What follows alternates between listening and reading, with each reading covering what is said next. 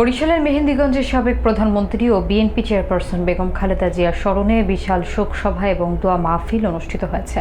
উপজেলা পৌর বিএনপি এবং অঙ্গ সহযোগী সংগঠনের যৌথ উদ্যোগে বুধবার বিকেলে স্থানীয় সরকারি আরসি কলেজ মাঠে সভার আয়োজন করা হয়। বিস্তারিত থাকছে ইউসুফ আলী সৈকতের প্রতিবেদনে।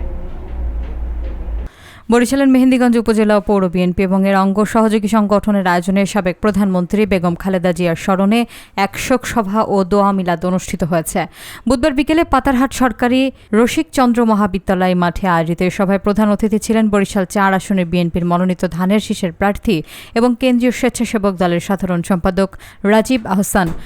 উপজেলা বিএনপির আহ্বায়ক গিয়াসউদ্দিন দীপেনের সভাপতিত্বে সভায় উপস্থিত ছিলেন সাবেক সভাপতি সৈয়দ রফিকুল ইসলাম লাবু এবং সদস্য সচিব শিহাব আহমেদ সেলিম সহ স্থানীয় বিএনপির শীর্ষ নেতৃবৃন্দ। তিনি বেগম খালেদা জিয়াকে জাতীয় ঐক্যের প্রতীক এবং নিজের শিক্ষক হিসেবে উল্লেখ করেন। রাজীব আহসান আরও জানান, পৃথিবীর ইতিহাসে বেগম খালেদা জিয়ার জানাজায় মানুষের যে স্বতঃস্ফূর্ত উপস্থিতি দেখা গেছে তা বিরল। শোকসভার শুরুতে পবিত্র কোরআন তেলাওয়াত এবং বেগম খালেদা জিয়ার রুহের মাগফিরাত কামনা করে বিশেষ মোনাজাত পরিচালনা করা হয়। বক্তারা তার আদর্শ অনুসরণের মাধ্যমে দেশ ও মানুষের কল্যাণে কাজ করার দৃঢ় প্রত্যয় ব্যক্ত করেন। যে কথাটি বলছিলাম, মানুষ কিছু দেখতে সুন্দর ছিলেন, তার অন্তর এবং আত্মাও পবিত্র এবং সুন্দর ছিল।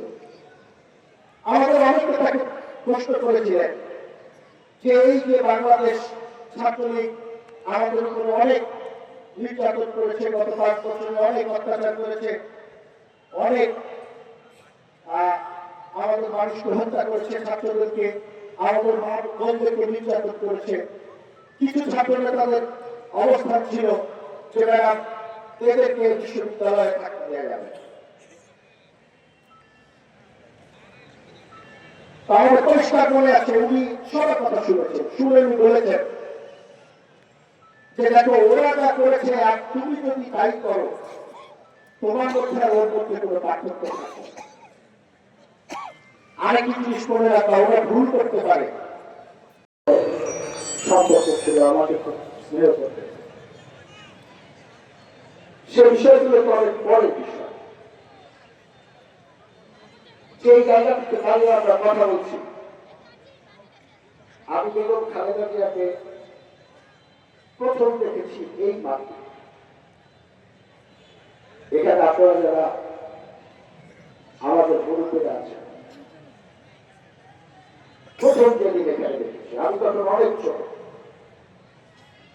আমি তখন, আমার এখনো মনে আছে, আমি তখন স্কুলের ছাত্র ছিলাম।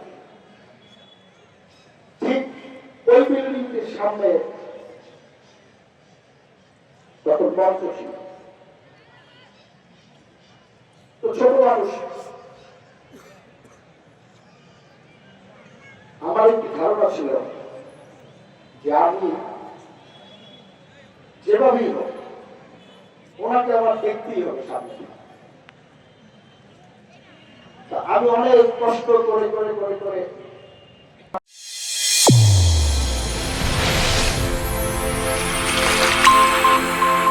চ্যানেল A1 হৃদয়ের স্পন্দন।